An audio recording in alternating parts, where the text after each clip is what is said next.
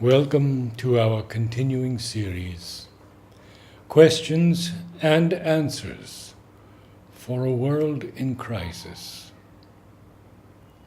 Today, the subject is emotions. Sri Aurobindo. The heart is the center of the emotional being, and the emotions are vital movements. When the heart is purified, the vital emotions change into psychic feelings, or else psychicized vital movements. The center of the psychic is behind the heart, and it is through the purified emotions that the psychic most easily finds an outlet. Poetry raises the emotions and gives each its separate delight. Art stills the emotions and teaches them the delight of a restrained and limited satisfaction. This indeed was the characteristic that the Greeks, a nation of artists, far more artistic than poetic, tried to bring into their poetry. Music deepens the emotions and harmonizes them with each other. Between them, music, art, and poetry are a perfect education for the soul. They make and keep its movements purified, self-controlled, deep, and harmonious. Pure and true thoughts and emotions and impulsions can rise from the human mind, heart, and vital, because all is not evil there. The heart may be unpurified, but that does not mean that everything in it is impure. The development of the emotions is therefore the first condition of a sound human evolution. The conquest of the body and the vital self by the purification of the emotions and the clarification of the intellect was the principal work of the past. The purification has been done by morality and religion, the clarification by science and philosophy, art, literature, and social and political life being the chief media in which these uplifting forces have worked. The conquest of the emotions and the intellect by the spirit is the work of the future.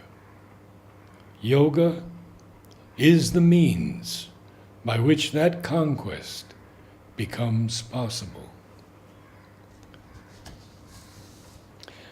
But on the other hand, our human consciousness must certainly originate and have been derived from the divine, though the forms which it takes in us may and must be other than the divine, because we are limited by ego, not universal, not superior to our nature, not greater than our qualities and their workings as He is.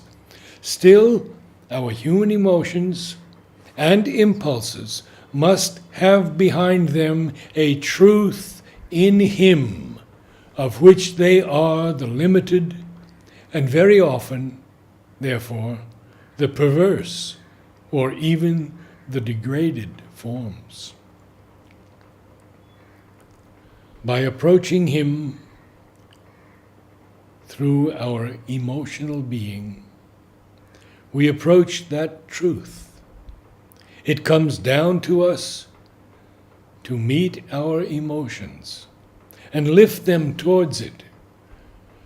Through it, our emotional being is united with Him.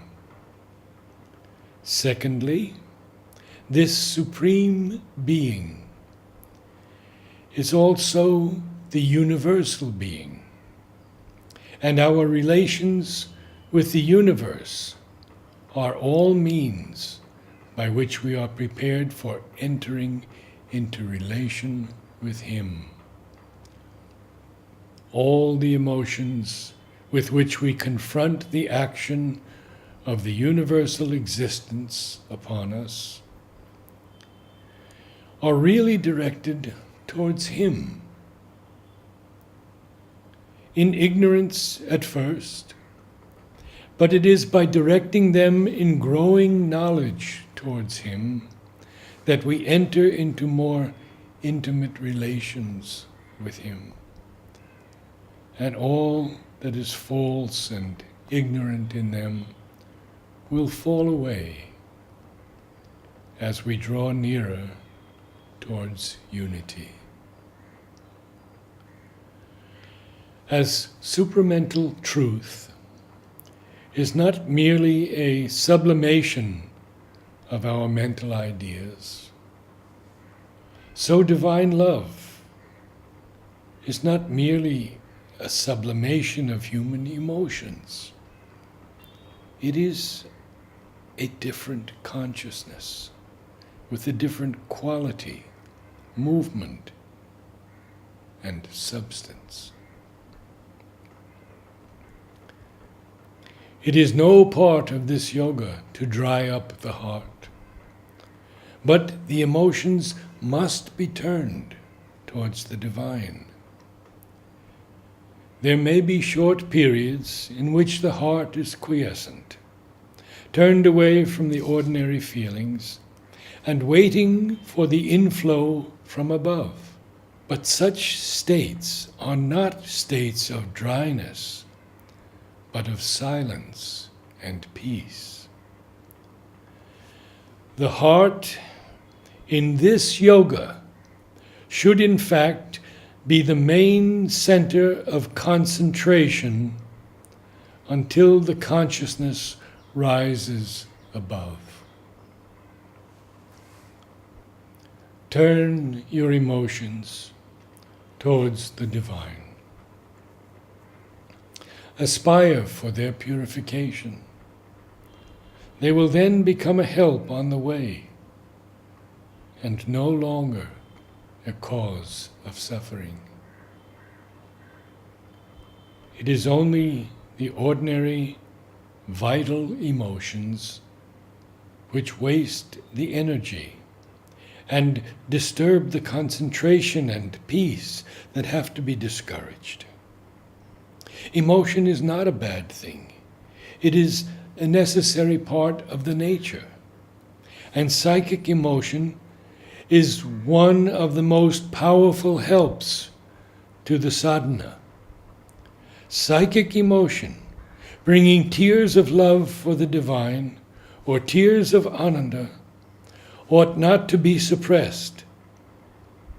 It is only a vital mixture that brings disturbance in the sadhana.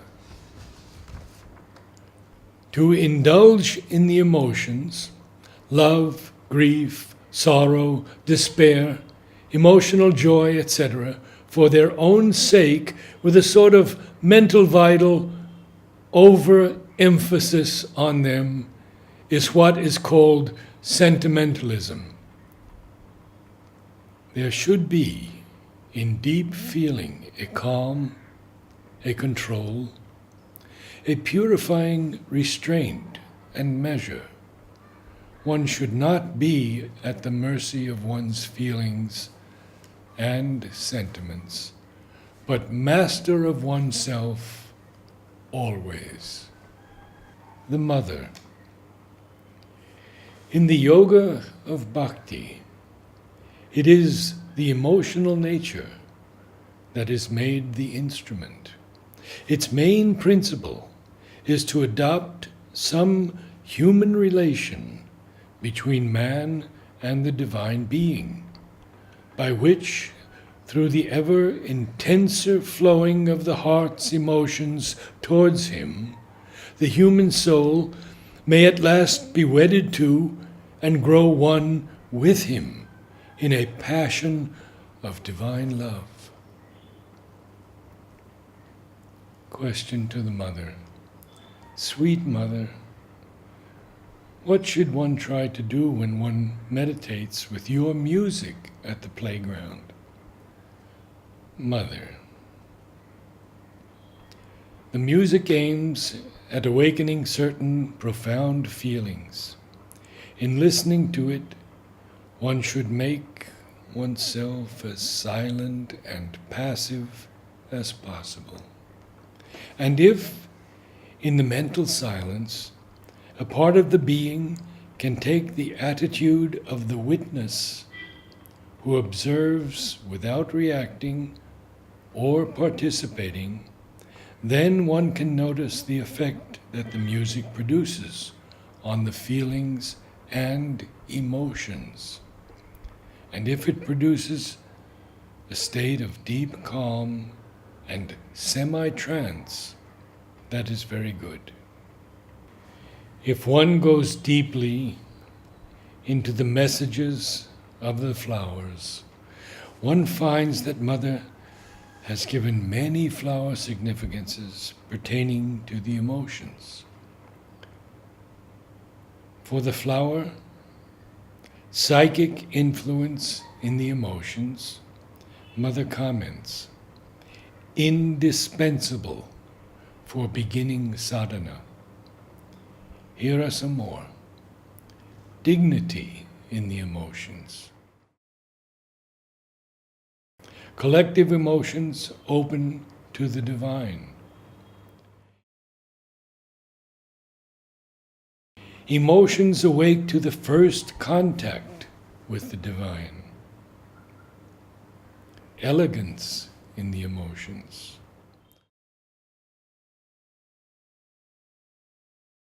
Offering of the emotions.